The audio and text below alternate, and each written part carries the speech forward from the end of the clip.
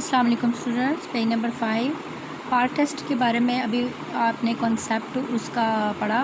Part test के regression model discuss किया।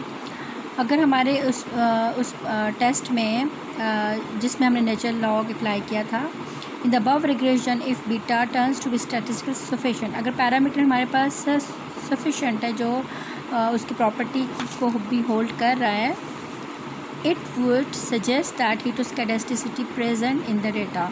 तो हमारे पास जो हेटरोस्केडास्टिसिटी है वो डेटा में एग्जिस्ट करेगी, प्रेजेंट होगी। This test is describe in the following 2 steps. Part test को हम 2 स्टेप्स में इस तरह एक्सप्लेन करेंगे। Steps of part test. Steps of part test. Step 1, run the OLS ordinary least square regression। जो हमारे पास उसके वो हैं एस्टिमेटर्स हैं, ठीक है, उसको हम रन करेंगे डिसरिगार्डिंग द हेटरोस्केडास्टिसिटी क्वेश्चन, ताकि हमारे पास जो हेटरोस्केडास्टिसिटी वो डिटेक्ट हो जाए। Step number 2, we obtain the residuals UI और EI से हम इसको वो कर रहे हैं। आपकी मर्ज़ी, आप इस नोटेशन यूज़ करें या ये नोटेशन यूज़ करें। ये हमारे पास क्या है, हम यहाँ से इस मॉडल से एरर जो रेजिड्यूल्स हैं, अपने एरर टर्म्स जो हैं वो हासिल करेंगे। एस्टिमेटेड मॉडल है आपके पास, बीटा नॉट इंटरसेप्ट है, बीटा 1 कैप, बीटा 2 कैप, ये हमारे पास एक्सप्लेनेटरी वेरिएबल्स हैं। इन पे हम ये हमारे पास OLS एस्टिमेटर्स रन हो रहे हैं। देखें, ये हमारे पास जो कैप शो कर रहा है, ये तो हमारे पास एस्टिमेटेड रिस्पांस वेरिएबल हो गया जिसको हम फाइंड आउट कर रहे हैं, और ये हम ऑब्जर्व वैल्यू को शो करता है, और ये हमारे पास पैरामीटर्स हैं और ये एस्टिमेटेड हैं। एस्टिमेट्स हम इनसे हासिल करेंगे। Step number 3, run the log linear regression between μi² and excise explanatory variables इनके दरमियान, एंड एग्जामन, और हम ये जज करेंगे वेदर बीटा इज़ सिग्निफिकेंट और नॉट, कि हमारे पास जो पैरामीटर है बीटा वो सिग्निफिकेंट है या नहीं है। हमने जो रिग्रेशन मॉडल पे क्या किया था, नेचुरल लॉग अप्लाई किया था, ठीक है। नेक्स्ट टेस्ट है ग्लेजिसर test. This test has extended the idea of heteroscedasticity. The test proposed by Glagiser is very similar to the part test. Glagiser ने ये टेस्ट जो है उसने भी heteroscedasticity का आइडिया वो किया था, प्रेजेंट किया था, और उसने ये जो टेस्ट है ये पार्ट टेस्ट ही की तरह मिलता जुलता टेस्ट है।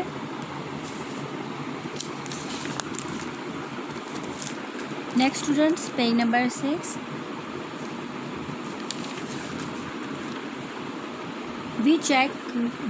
पेज नंबर 6, ये ग्लेजिसर टेस्ट हमारे पास यहाँ से ये कंटिन्यू है। We check functional form of error term with XI।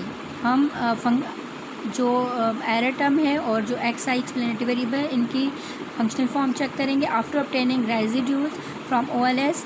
जब ordinary least square estimate, ordinary least squares जो हैं हमारे पास एस्टिमेट्स आ जाएंगे, और हम उनसे रेजिड्यूल्स भी हासिल कर लेंगे, ठीक है। Glejser propose to regress the absolute values of error, estimated error on that XI which absolute heteroscedasticity closely related with epsilon I square, error square, ठीक है। वो तो हाँ, आपको इसका कॉन्सेप्ट पता है कि हेटरोस्केडास्टिसिटी किसके क्लोजली रिलेटेड है, वेरिएंसेस के, ठीक है, और एरर्स के, क्योंकि हमारे पास हमारा जो वेरिएंसेस हैं हमारे पास वो क्या करते हैं, वेरी करते हैं, हेटरोस्केडास्टिसिटी में सेम नहीं होते। Glejser use the following functional form. हमारे पास जो ग्लेजिसर है उसने ये डिफरेंट फंक्शनल फॉर्म यूज़ किए हैं, किसके लिए, हेटरोस्केडास्टिसिटी को डिटेक्ट करने के लिए, ठीक है। ये देखें आपके पास एब्सोल्यूट फॉर्म में यूज़ किया है। एब्सोल्यूट फॉर्म में वैल्यूज़ हमारे पास नेगेटिव नहीं होती, पॉजिटिव हो जाती हैं। अल्फ़ा प्लस बीटा 1xi ये हमारे पास क्या है, डेफिनेटली यहाँ पे हम रेजिड्यूल्स ऑब्टेन कर रहे हैं, तो डेफिनेटली इस मॉडल, ये जो मॉडल्स रन हो रहे हैं इसमें भी डेफिनेटली एरर तो होगा। तो उसकी नोटेशन ये आप vi या न्यू से डिनोट कर लें, ठीक है।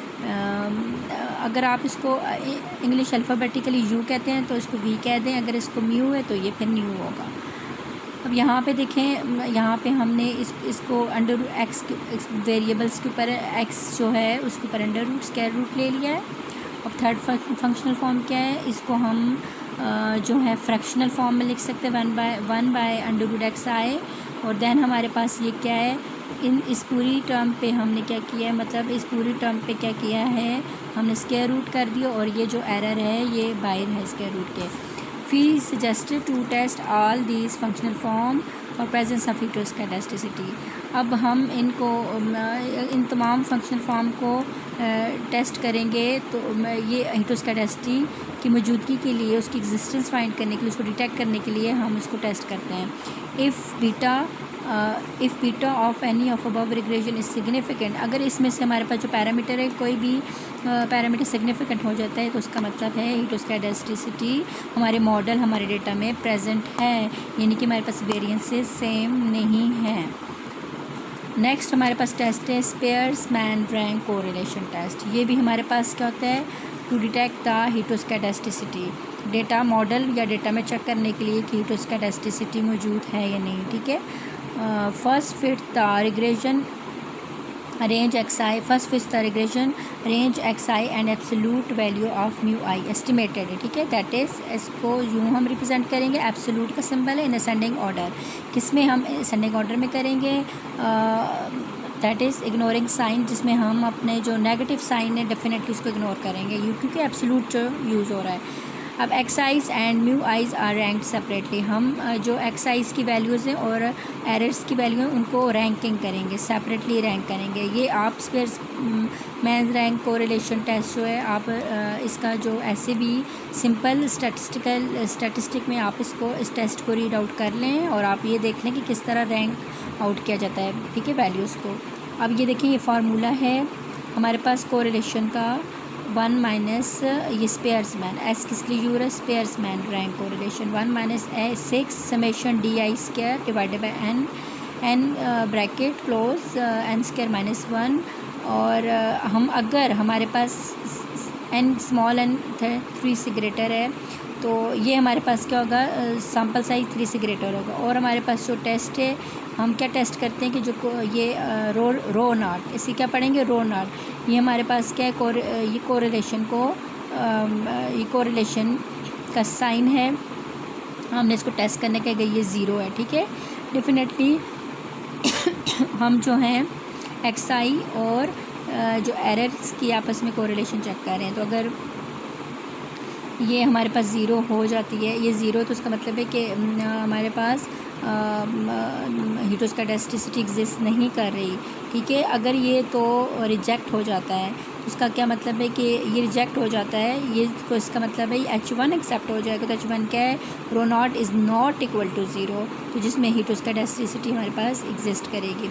ये आप देख लें, ये फॉर्मेट्स है, रफ़ फॉर्मेट है, xi की वैल्यूज़ हैं और ये यूँ, मतलब आपके पास रफ़ फर्स्ट डेटा था जब xi का, फिर ये एरर्स की वैल्यू है आपने जिस तरह फार्मूले से फाइंड आउट की थी, तो आप इसको क्या करेंगे, यहाँ पे इसको सेंडिंग ऑर्डर में कर लेंगे, उसके बाद फिर आप रैंकिंग करेंगे।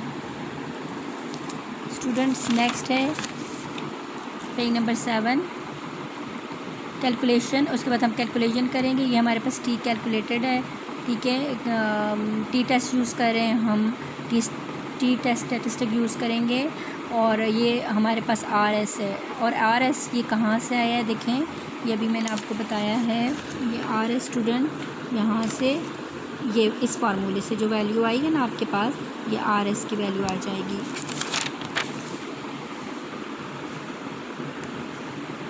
अब यहाँ पे हमारे पास क्या है, RS की वैल्यू पुट आउट करेंगे, under root square root n minus 2, n की वैल्यू क्या होगी, 3 से ग्रेटर होती है, ठीक है। विच उसके बाद square root 1 minus R S square, यहाँ पे फिर जो वैल्यू आर एस की आएगी उसका स्क्वायर यहाँ पे ले लिया जाएगा। और यहाँ पे एक तो डेफिनेटली सैम्पल साइज़ तो आपको पता होता है कि जितने आपके पास डेटा है, ऑब्जर्वेशंस हैं, तो और उसके बाद आप R S already find out कर चुके हैं, ठीक है। डिग्री ऑफ फ्रीडम क्या है, n-2 है आपके पास।